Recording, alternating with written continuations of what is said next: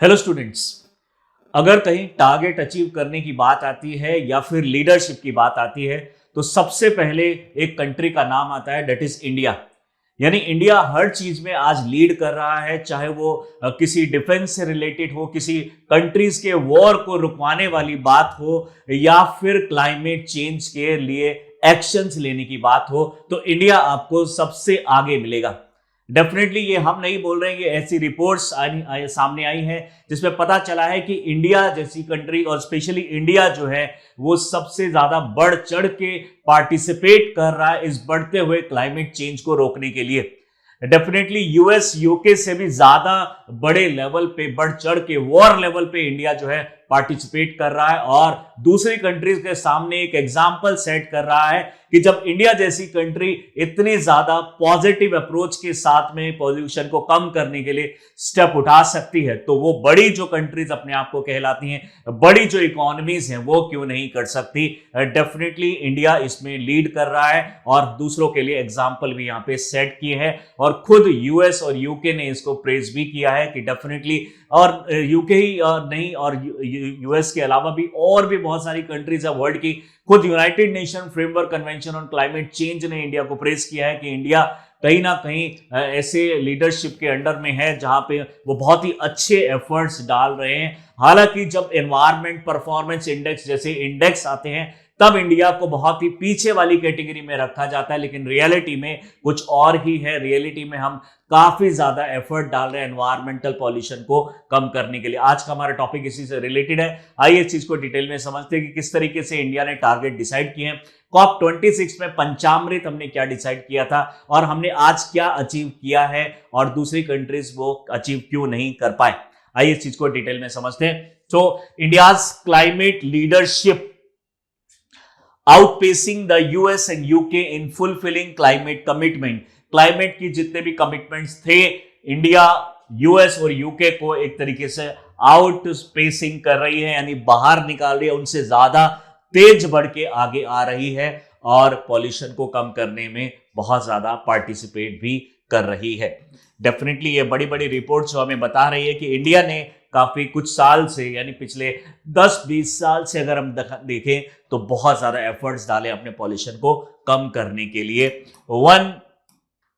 One race in which India is beating US and UK। Definitely economy में भी हम बहुत अच्छा कर रहे हैं। इकोनॉमी में भी इंडिया दूसरी कंट्रीज को बीट कर रही है धीरे धीरे करके। हम आसपास जो सब कॉन्टिनेंट के आसपास की जो कंट्रीज हैं वहां तो सबसे ज्यादा लीड करते ही हैं। धीरे धीरे वेस्टर्न कंट्रीज को भी हम सरपास कर जाएंगे और उनसे भी आगे निकल जाएंगे। और कुछ ही दिनों की बात है, कुछ ही सालों की बात है, जिस तरीके से इंडिया का ग्रोथ रेट बढ़ रहा है, 7% से ज्यादा जीडीपी ग्रोथ रेट रहती है। डेफिनेटली यहां पे हम चांस है कि इंडिया भी इन कंट्रीज के आसपास पहुंचे या फिर इसको क्रॉस भी कर जाए। तो डेफिनेटली एनवायरमेंट में तो हम कर चुके हैं और इकोनॉमी में भी अब इसको करने वाले हैं according to the report. Global emission की अगर हम बात करें, हैव रीच्ड अनप्रेसिडेंटेड लेवल। एक ऐसे लेवल पे पहुंच चुके हैं जहां पे रिटर्न आना बहुत ज्यादा मुश्किल हो जाता है। Countries climate pledge are failing. जो बड़ी बड़ी कंट्रीज हैं वो ठीक से जो उन्होंने प्लेज लिए थे, यानी स्पेशली जो कॉप 3 हुआ था क्योटो प्रोटोकॉल और उसके बाद में कॉप 21 हुआ था पेरिस एग्रीमेंट, इन सब एग्रीमेंट्स के अंदर में जो भी प्लेजेस लिए गए थे, intended nationally determined contributions set किए गए थे कंट्रीज द्वारा, वो अब कितना उन्होंने अचीव किया है। बारी है उन चीज को देखने की, क्योंकि अब हमारा नेक्स्ट टारगेट स्टार्ट होने वाला है जहां पे हम 2025 से लेकर 2030 तक के बीच में अपने टारगेट को फुलफिल करने की कोशिश करेंगे। However India stand out. Definitely India सबसे बेटर कर रहा है यहाँ पे by making tangible progress in fulfilling it's commitment. हमने पूरी करी है, बैलेंस हम मेंटेन कर रहे हैं, एनवायरमेंटल रेस्पॉन्सिबिलिटी को हमने लिया है। आपको पता होगा कि हमारे एनवायरमेंट मिनिस्टर ने भी बोला था, we are not the part of the reason but we are the part of the solution. यानी हमने ये पॉल्यूशन नहीं किया है, लेकिन हम डेफिनेटली इस पॉल्यूशन को कम करने में पार्टिसिपेट करेंगे और आगे भी ऐसे हमारा जो मोटो है वो वही रहेगा। हम पॉल्यूशन को किसी भी तरीके से कम करने की कोशिश करेंगे। प्लस दूसरी कंट्रीज को भी साथ लेके आगे बढ़ेंगे ताकि सब पूरे वर्ल्ड से हम पॉल्यूशन की जो प्रॉब्लम है उसको कम कर सके, ग्लोबल वार्मिंग की प्रॉब्लम को कम कर सके।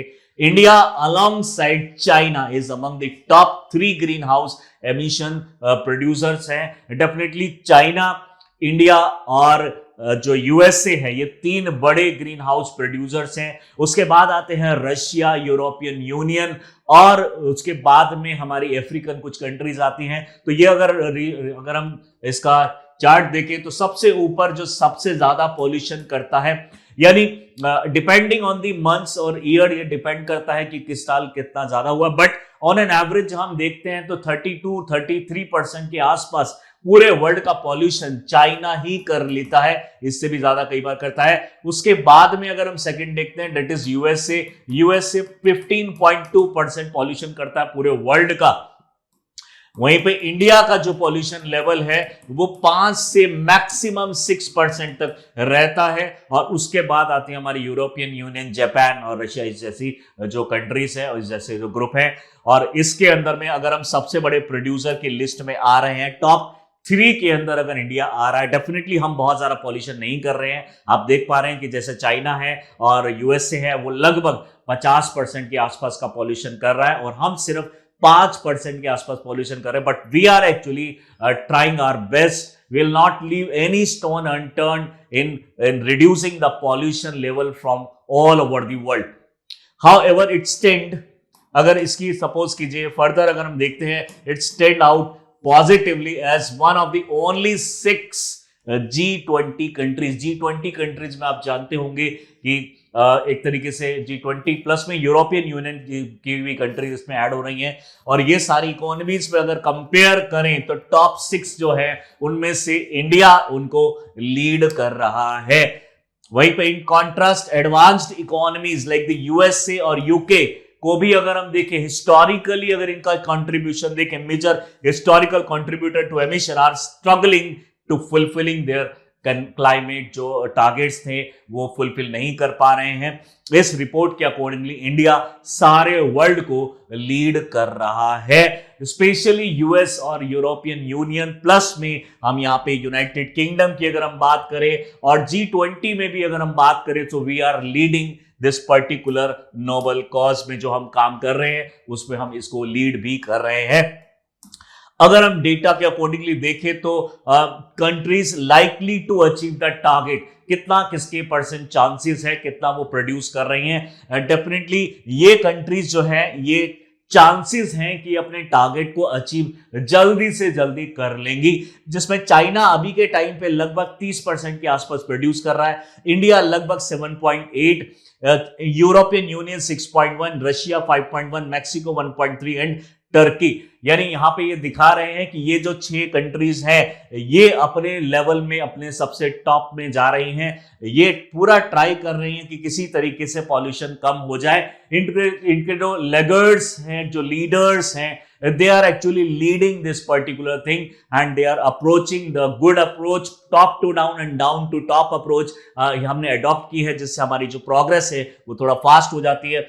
वहीं पे दूसरी तरफ आप इन कंट्रीज को अगर देख रहे हैं तो इन कंट्रीज के अंदर में US, Brazil, Indonesia, Japan, Saudi Arabia, Canada, south Korea, Australia, south Africa, Argentina, UK अगर आपको दिखाई दे रहा है। नो डाउट इसमें यूएसए है जो सबसे ज्यादा पॉल्यूशन कर रहा है, बट ये भी बहुत ज्यादा एफर्ट नहीं डाल रहा। और दूसरी जो कंट्रीज ये सामने हैं आपके, ये कंट्रीज भी बहुत ज्यादा एफर्ट्स नहीं डाल रही अपने पॉल्यूशन को कम करने के लिए। डेफिनेटली अगर इन दोनों में अगर हम देखा जाए तो सबसे जो बड़ा प्रोड्यूसर है यहाँ पे चाइना और यूएसए। तो चाइना तो अब लगता है कि कुछ ना कुछ ये करेगा, क्योंकि बीजिंग की रिसेंटली एक रिपोर्ट आई थी, बीजिंग के सिटीज के अंदर में ये बोला गया था कि यहाँ पे जो पॉल्यूशन लेवल है पिछले 10 सालों में इन्होंने काफी ज्यादा कम कर लिया है। तो China is actually putting their efforts and trying their best, but यहां पे यूएस से जो उससे ज्यादा इकोनॉमी रखता है, डेफिनेटली पॉल्यूशन चाइना से कम करता है, लेकिन फिर भी एफर्ट्स इसके द्वारा ज्यादा नहीं डाले जा रहे हैं। According to the report. और जो एनडीसीज है, नेशनल डिटरमाइंड कंट्रीब्यूशन, जो इन्होंने कॉप 26 के अंदर में, कॉप 21 के अंदर में इन्होंने जो सबमिट किए थे UNFCCC को, वो उसको अचीव नहीं कर पा रहे हैं और कहीं ना कहीं ये लैग कर रहे हैं, या फिर ये अपने आप को डेवलप करने के चक्कर में एनवायरमेंट को डिग्रेड करते जा रहे हैं। And they are not compromising with anything, they are actually keep on producing the pollution, they are keep on increasing their economy. तो इकोनॉमी जैसे बढ़ रही है, इनका पॉल्यूशन भी बढ़ रहा है, जबकि होना यह चाहिए कि इकोनॉमी बढ़ते बढ़ते हमें अपने पॉल्यूशन को कम करने का भी ध्यान में रखना चाहिए। फर्दर अगर हम अपने कमिटमेंट्स की बात करते हैं, जो कॉप 26 में पंचामृत नाम से हमने लॉन्च किया था, यानी हमने 4-5 प्लेज लिए थे। इन प्लेज का मतलब है कि कंट्री अपने पूरे एफर्ट्स डालेगी इन टारगेट्स को अचीव करने के लिए। हर कंट्री को अपने अपने प्लेजेस जो है नेशनल डिटरमाइंड कंट्रीब्यूशन से सबमिट करने थे UNFCCC को, और उसके बाद में फिर डिसाइड होता कि कौन कितना अचीव कर पा रहा है और कौन कितना अचीव नहीं कर पा रहा है। हमने जो अपनी तरफ से प्रॉमिसेस किए थे, उसमें से पहला प्रॉमिस है, हमारा पहला प्लेज है, India commitment to 45% reduction in greenhouse gas emission per unit of GDP by 2030 based on the 2005 level. यानी यहां पे थोड़ा समझने की बात है, इसका मीनिंग है GDP emission intensity. GDP emission intensity, इसका क्या मतलब है?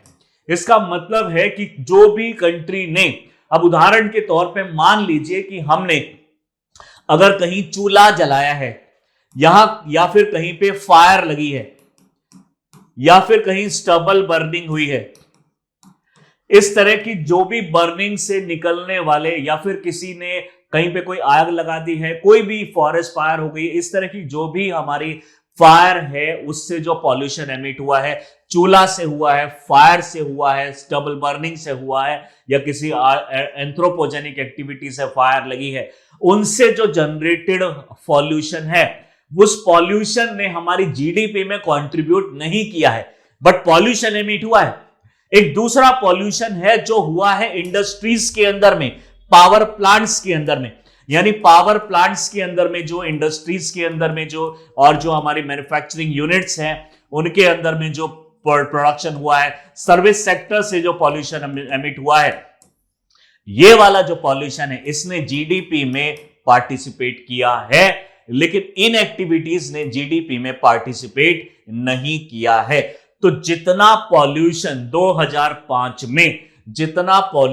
2005 में जनरेट हुआ था, जिससे जीडीपी जनरेट हुई थी, इसको याद रखिएगा, जितना पॉल्यूशन हमारा जनरेट हुआ था जिससे जीडीपी भी बढ़ी थी, उसको डेफिनेटली हम कम कर सकते हैं। क्योंकि घर में किसी का चूल्हा चल रहा है, कहीं पे फॉरेस्ट फायर है, और कहीं पे अगर सपोज कीजिए स्टबल बर्निंग, उसको बहुत ज्यादा हमें अच्छी रेट से रोक नहीं सकते, लेकिन at least industries, service sector, power plants, यहां से व्हीकल एमिशंस, इन सब से तो हम इनको रोक सकते हैं। यहां पे जो हमारे जो एमिशंस हुए हैं, ये वाला जो पर्टिकुलर हम बात कर रहे हैं, तो जिन एक्टिविटीज से पॉल्यूशन क्रिएट हुआ और उससे जीडीपी जनरेट हुई, उसका 45%, यानी 2005 में अगर 100% था, तो 2030 के अंदर में हम उस पर्टिकुलर जीडीपी एमिशन का, यानी यहां पे हमारा मान लीजिए एमिशन हुआ था, पॉल्यूशन हुआ था 100 यूनिट, तो 100 यूनिट का हम यहां पे अब 45% कम कर देंगे,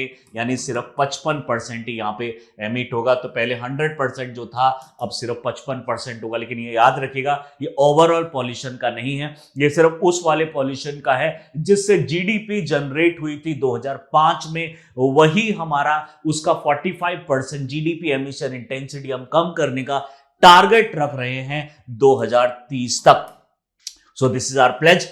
इसके अंदर अगर हम देख पा रहे हैं तो 2% की हर साल हमें बढ़ोतरी मिल रही है। सक्सेसफुली हम इसको रिड्यूस कर भी पा रहे हैं और डेफिनेटली 2030 तक इसको अचीव भी कर लेंगे। However to meet 30-30 target it need to accelerate reduction to 2.7, जो 2.2% का जो रेट से जिससे हम जो एमिशन है उसको कम कर रहे हैं, जस्ट इसको अगर हम 2.7 कर दे तो हम बहुत जल्दी टारगेट को अचीव भी कर सकते हैं। While emission intensity is declining, total emission can still rise. Development continue, especially in energy and industrial sector. And definitely अगर हम बात कर रहे हैं तो ओवरऑल जीडीपी बढ़ रही है, जीडीपी के साथ साथ में पॉल्यूशन भी बढ़ा, तो उसका जो परसेंटेज जो आपको एवरेज नॉर्मलाइज करना पड़ेगा वो भी हमें देखना पड़ेगा जिस तरीके से, यानी अगर हम पॉल्यूशन कम करने की बात कर रहे हैं, जीडीपी एमिशन इंटेंसिटी कम करने की बात करें, तो ओवरऑल पॉल्यूशन भी तो बढ़ा है, उसका जो 2.5% या 2.7% है वो हमें अचीव करना पड़ेगा, अदरवाइज सिर्फ 2% से हम इसको अचीव नहीं कर पाएंगे। But definitely we are on the correct path, we will reach our target soon, और हम इसको अचीव भी कर लेंगे। अगर हम इसके जीडीपी एमिशन इंटेंसिटी की यहां से बात कर रहे हैं, इस चार्ट के अकॉर्डिंगली अगर इसको समझने की हम कोशिश करें तो इसका मतलब है कि जो emission intensity of GDP, trillion carbon dioxide equivalent पर किलो डॉलर, एक किलो डॉलर का मतलब होता है $1000, यानी $1000 पे हमारा कितना trillion carbon dioxide equivalent generate होता है। यानी हम अपनी इकोनॉमी से अगर हम जनरेट कर ये देखें तो ये हमारा कुछ आता है 1990 के अंदर में 0.726। वहीं पे जो हमारा टोटल ओवरऑल एमिशन था वो था 1381.1 1990 के अंदर में, यानी हर $1000 के ऊपर में इतना हमारा एमिशन होता है, और टोटल हमारा इतना एमिशन हो रहा था 1990 के अंदर में। धीरे धीरे अगर हम एक्सपेक्टेड देखें इस वाले लेवल तक, 2023 से लेकर 2030 के लेवल तक, तो हमारा टारगेट है, नीड कितनी है, 0.26 की हमारी नीड है, एमिशन इंटेंसिटी कम होगी। और अभी के टाइम पे अगर हम देखें तो 0.315 के आसपास है ओवरऑल, लेकिन एमिशन क्या है हमारा बड़ा है, वहां पे था 1383, यहां पे है 4133। डेफिनेटली ओवरऑल जो एमिशन है वो हमारा बड़ा है। लेकिन आप अगर हम इसको एक सिंपल वे में समझने की कोशिश करें तो मान लीजिए हमारी जो उस टाइम पे टोटल इकोनॉमी थी, वहां पे मान लीजिए टोटल एमिशन था हमारा 1000, मान लीजिए 1000 टोटल हमारा एमिशन था, और उस टाइम पे जो हमारा पर अगर हम जीडीपी अगर हम काउंट करें, जस्ट एक एग्जांपल मैं सिर्फ समझाने के लिए आपको कंसीडर कर रहा हूं ये वैल्यू, अगर 1000 उस टाइम पे एमिशन होता था तो पर यूनिट हमारा सपोज कीजिए 20 यहां पे प्रोड्यूस हो रहा था, यानी हमारी जो इकोनॉमी थी वो 20 थी। जस्ट एक एग्जांपल मैं आपको समझाने के लिए बता रहा हूं। आज के टाइम पे अगर हमारा टोटल एमिशन अगर 2000 हो गया है, 2000 कार्बन डाइऑक्साइड इक्विवेलेंट हो गया है, तो हमारा जो एमिशन था वो 2000 हो गया। लेकिन आज के टाइम पे हमारी जो पर कैपिटा और जो इकोनॉमी है वो जो बढ़ी है, यानी जीडीपी हमारी फास्ट रेट से बढ़ी है, उतने रेट से पॉल्यूशन नहीं बढ़ा। कहने का मतलब हमारे यहाँ पे है 7% के हिसाब से हमारी जीडीपी बढ़ी है, लेकिन 4% के हिसाब से, 2 से 4% के हिसाब से हमारा एमिशन बढ़ रहा है। तो यहाँ पे अगर मान लीजिए 35 हो गया है, ठीक है, यहां पे अगर 35 हो गया है, यानी या फिर 35 नहीं 65 इसको ले लीजिए, तो ओवरऑल क्या आएगा, कम। डेफिनेटली हमारा जो ओवरऑल इंटेंसिटी है यानी एमिशन जो है वो बड़ा है, वहां से काफी बड़ा हो गया है, लेकिन उससे कहीं ज्यादा रेट से हमारी जीडीपी भी बड़ी है, और हमारा जो ओवरऑल वैल्यू जब आएगी डिवाइड करके तो वो हमारी डाउनवर्ड जा रही है, जो कि एक बहुत अच्छी बात है। यानी ओवरऑल अगर हमारा एमिशन बढ़ा है तो उससे कहीं ज्यादा हमारा जीडीपी बढ़ा होगा, और तब जाके हमारी जो उसको डिवाइड करके जो वैल्यू आ रही है, यानी इसकी वैल्यू अगर यहां पे आएगी तो ये हमारी ओवरऑल कम आ रही, जो कि बहुत अच्छी बात है। डेफिनेटली कंट्रीज अगर जीडीपी 1% बढ़ाती है तो पॉल्यूशन 2% बढ़ा देती है। हमारा क्या है, हमारा जीडीपी जो है 7% के हिसाब से अगर ग्रोथ रेट है, तो हमारा जो पॉल्यूशन रेट है वो 3 से 4% ही है, जो कि एक बहुत अच्छी बात है। जब हम ओवरऑल इसको डिवाइड करके देखेंगे तो हमारी इंटेंसिटी क्या आएगी, हमारी इंटेंसिटी कंपैरेटिवली कम आएगी। सेकंड प्लेज की अगर हम बात करते हैं तो ग्रीन पावर जनरेट करने का हमने प्लेज किया है, यानी 50% एटलीस्ट जो हमारी पावर कैपेसिटी है फॉसिल फ्यूल से जो हम करते थे, और जो ओवरऑल जो हमारा है वो ओवरऑल हम अब नॉन रिन्यूएबल को छोड़ के रिन्यूएबल पे स्विच कर लेंगे, यानी 50% नॉन रिन्यूएबल और 50% रिन्यूएबल। आज के टाइम पे अगर हम देखें तो लगभग 20% के आसपास ही हम रिन्यूएबल से कर पा रहे हैं, 20 से 30%, लेकिन इसको 50% तक हमें लेके जाना है, ये हमने प्लेज किया है। यानी total non fossil fuel energy जो है हमारी, वो एक तरीके से नॉन फॉसिल फ्यूल को हमें बढ़ा के 500 गीगावाट कर देना है 2030 तक। इसको आपको याद रखना है अपने एग्जाम पॉइंट ऑफ व्यू से। 500 गीगावाट का हमारा टारगेट है 2030 तक। India has made significant strides with the share of non fossil fuel based generation rising. जो हमारा नॉन फॉसिल फ्यूल है, यानी जो सोलर है, विंड है, जियोथर्मल है, हाइड्रो है, इन सबको हम बढ़ा रहे हैं। सोलर पावर हमारा कुछ टाइम पहले 2% हुआ करता था कंट्रीब्यूट, आज के टाइम पे 20% कंट्रीब्यूट करता है हमारी इलेक्ट्रिसिटी में, जो कि एक बहुत ही अच्छा टारगेट हमने अचीव किया है। चैलेंज की अगर हम बात करें तो यहां पे despite the growth in the renewable energy, coal, oil और गैस भी आज हम यूज कर रहे हैं, क्योंकि एक बहुत अच्छी जो लेवल है हमारा जो इलेक्ट्रिसिटी का, वो बहुत ज्यादा कोल से ही प्रोड्यूस होता है। इमीडिएटली कोल को एकदम फेज आउट करना पॉसिबल नहीं है, क्योंकि लगभग 60% के आसपास एनर्जी हमारी कोल से ही आती है। बट एक अच्छी बात है कि हम कोल की डिपेंडेंसी को धीरे धीरे कम करते जा रहे हैं, और जो हमारा सोलर की जो डिपेंडेंसी है वो धीरे धीरे हम बढ़ाते जा रहे हैं, जो कि एक बहुत अच्छी बात है। बट दूसरी जो बात है यहाँ पे नेगेटिव जो हमें दिखाई दे रही है, यहाँ पे जो हमारा सोलर का अगर हमारा जिस रेट से बढ़ रहा है, उससे कहीं ज्यादा हमारा जो कोल की जो प्रोडक्शन है वो भी बढ़ रही है। तो वहां पे हमें सोचने की बात है कि हमें कोल के जो प्रोडक्शन है इलेक्ट्रिसिटी का, वो थोड़ा सा हमें कम करना पड़ेगा। यानी अगर हम यहां पे देख पा रहे हैं share of fossil fuel source, coal, oil और नेचुरल गैस जो हम एक्सपेक्टेड था, यानी इतना जनरेशन में हमारी इंस्टॉल्ड कैपेसिटी है अभी 53.7%। Share of fossil fuel source की अगर हम बात कर रहे हैं तो यहां पे ज्यादा जनरेट हो रहा है, लेकिन हमारी इंस्टॉल्ड कैपेसिटी जो है, यानी इंस्टॉल कैपेसिटी इतनी होनी चाहिए, लेकिन हम जो है इतना ज्यादा प्रोड्यूस कर रहे हैं। डेफिनेटली हमें थोड़ा सा कम करने की अभी जरूरत है। यानी कि यहाँ पे अगर हम बात कर रहे हैं तो फॉसिल फ्यूल का शेयर जो है वो बढ़ा है डेफिनेटली, लेकिन नॉन फॉसिल का भी काफी अच्छे रेट से यहाँ पे बढ़ा है, तो हमें उसको थोड़ा सा कम करने की जरूरत है। थर्ड, अगर हम प्लेज की अगर हम बात कर रहे हैं, कार्बन सिंक को हमें बढ़ाना है। इतने फॉरेस्ट ग्रो करने कि वो 2.5 से 3 billion ton carbon dioxide equivalent को एब्जॉर्ब कर सके। अप्रॉक्सीमेटली एटलीस्ट 2 जो है बिलियन कार्बन डाइऑक्साइड को इजीली सक करा जा सके, एब्जॉर्ब किया जा सके, तो इतना हमें टारगेट को अचीव करना है। राइजिंग लेकिन टेम्परेचर जैसे जैसे बढ़ रहा है, जो प्लांट्स से उनके कार्बन डाइऑक्साइड एब्जॉर्ब करने की कैपेसिटी भी कम हो रही है, जो कि एक बहुत नेगेटिव चीज हम देख पा रहे हैं। यानी जैसे जैसे टेम्परेचर बढ़ रहा है, प्लांट बहुत ज्यादा कार्बन डाइऑक्साइड एब्जॉर्ब नहीं कर पा रहे हैं, बहुत अच्छी तरीके से फोटोसिंथेसिस नहीं कर पा रहे हैं, जो कि एक ग्रोइंग कंसर्न है। Rising temperature have affected the carbon absorption capacity of forest despite a 7% increase in forest canopy. यानी फॉरेस्ट कवर, फॉरेस्ट कैनोपी को हम 7% कुछ सालों में बढ़ा चुके हैं, लेकिन अगर हम बात कर रहे हैं हैज डिक्लाइंड बाय ओवर 6%, लेकिन उसके जो एब्जॉर्प्शन कैपेसिटी है वो 6% से कम हो चुकी है, indicating a need for more robust and climate resilient afforestation strategies. यानी कि सिर्फ हमें प्लांट बढ़ाना नहीं है, उसके साथ साथ ओवरऑल टेम्परेचर को भी कम करने की जरूरत है। नहीं तो सिर्फ प्लांट अगर हम बढ़ाते रहेंगे और उसकी टेम्परेचर बढ़ने की वजह से कैपेसिटी जो है वो कम होती रहेगी, तो ओवरऑल टेम्परेचर ही ना बढ़े, ऐसी प्रैक्टिसेस भी हमें करने की जरूरत है।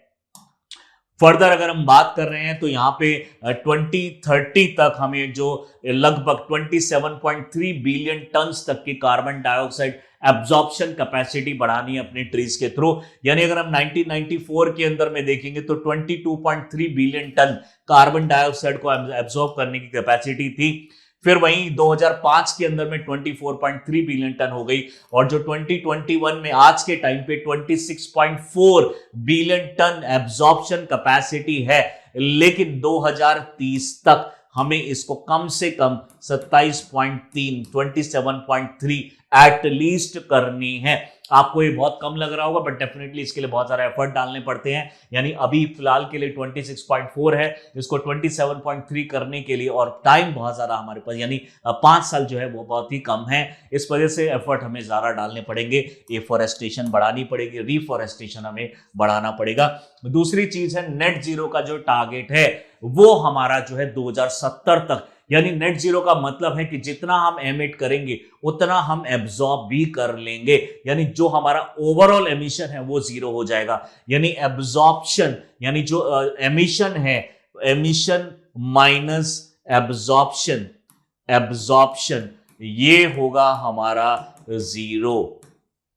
तो नेट जीरो हमें अचीव करना है, जो कि 2% टारगेट, 2% जो डिग्री सेल्सियस का टारगेट है पेरिस एग्रीमेंट के अंदर में, उसको हम यहां से अचीव कर सकते हैं। India's net zero target for 2070 is most delayed among the G20 Nations, यानी यहां पे जो है 2070, बस ये एक प्रॉब्लम है कि दूसरी कंट्रीज ने इसको 2050 रखा है, किसी ने 2070 रखा है, इंडिया ने इसको 2070 रखा है, किसी ने 2060 भी रखा है। तो कंट्रीज बोल रही हैं कि इंडिया ने बहुत ही डिले करके टारगेट रखा है 2070, बट सूनर और later we will achieve this target and definitely in 2070 will hopefully हम इसको अचीव कर लेंगे।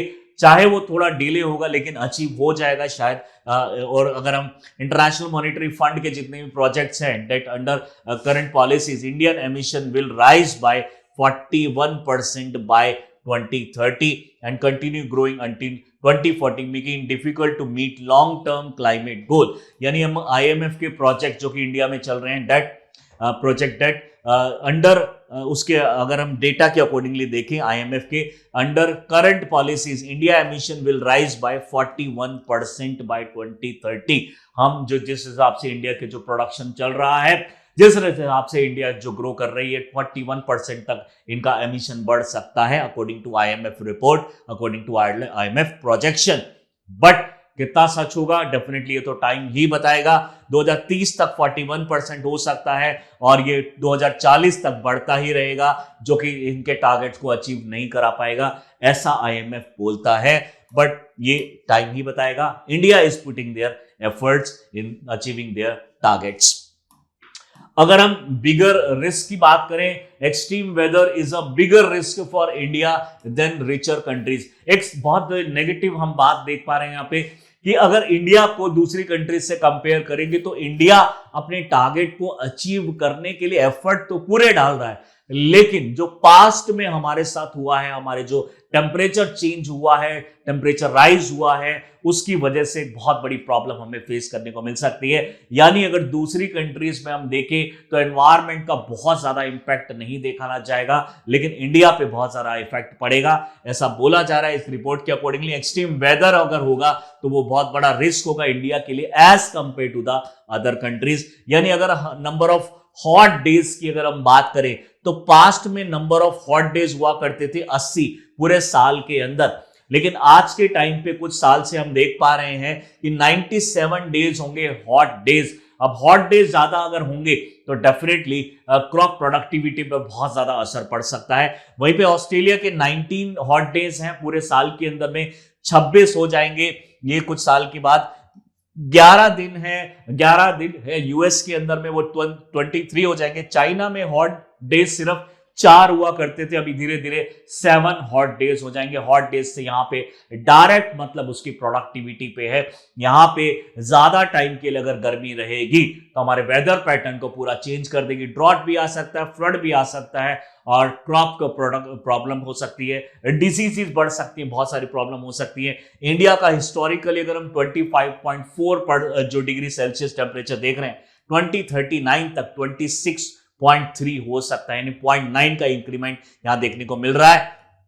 यहां पे अगर हम देख पा रहे हैं ऑस्ट्रेलिया के अंदर में 19.3 हो जाएगा, अभी 18.4 है। यूएस में भी बढ़ेगा, चाइना में बढ़ेगा, यूके में भी बढ़ेगा। यूके में सिर्फ 0.8 का इंक्रीमेंट देखने को मिल रहा है, यहाँ पे 1.1 का इंक्रीमेंट देखने को मिल रहा है। लेकिन इंडिया का ऑलरेडी क्योंकि टेम्परेचर ज्यादा है, एवरेज टेम्परेचर ज्यादा है, इस वजह से ये बहुत ज्यादा अलार्मिंग स्टेज है कि यहाँ पे प्रॉब्लम हो सकती है। हमारी जो प्रोडक्टिविटी है 0.6 यानी 6.3 आवर्स से यानी एक तरीके से पर ईयर हमारी कम हो रही है। यानी ओवरऑल प्रोडक्टिविटी की अगर हम आवर्स में प्रोडक्टिविटी देखते हैं कि कितने साल में पूरे साल में कितने टाइम की प्रोडक्टिविटी रही, मेनली हम प्रोडक्टिविटी क्रॉप से लेते हैं, तो हर साल में 6.5 घंटे के आसपास की प्रोडक्टिविटी इंडिया की कम हो रही है। एक बहुत बड़ा चैलेंज है फूड सिक्योरिटी को भी। इसी टॉपिक से रिलेटेड बहुत इंपॉर्टेंट टॉपिक आपके लिए, क्वेश्चन आपके लिए लेकर आए हैं pre oriented. Consider the following statement regarding the panchamrit announced by PM Modi at COP 26 in 2021। First option है यहाँ पे स्टेटमेंट है, panchamrit outline India strategy to achieve the net zero by 2050। अभी मैंने आपको बताया ये स्टेटमेंट रॉन्ग है, 2070 का हमने टारगेट रखा है। सेकेंड स्टेटमेंट देखते हैं, India will meet at least half of its energy requirement from the renewable energy by 2030। Extremely ये करेक्ट स्टेटमेंट है। थर्ड स्टेटमेंट देखते हैं, India will reduce the carbon intensity of its economy by less than 45% by 2030 और bye यानी below 2005 यानी 2005 में जो level था वो 45% तक उसका हम कम कर देंगे bye 2030। This statement is also correct. So according to this, B is correct option. यानी सेकंड और थर्ड ये हमारा करेक्ट ऑप्शन है। Very important topic for UPSC, specially जो अपकमिंग यूपीएससी एग्जाम आ रहा है, तो डेफिनेटली पंचामृत जैसे टॉपिक्स पूछे जा सकते हैं, क्योंकि ये हमारा टारगेट, इस बार जो मीटिंग चली थी हमारी नवंबर में, उस मीटिंग में बहुत सारा चीजें इसके ऊपर में डिस्कस की गई हैं कि कितना टारगेट हमने अचीव किया है, कितना हम कहां पे लैग कर रहे हैं। डेफिनेटली ये डेटा बहुत ज्यादा इंपॉर्टेंट है pre as well as mains के लिए। आई होप आपको ये टॉपिक अच्छी तरीके से समझ में आया होगा। और भी इंफॉर्मेटिव वीडियोस को देखने के लिए do subscribe our channel Chahal Academy. Thank you.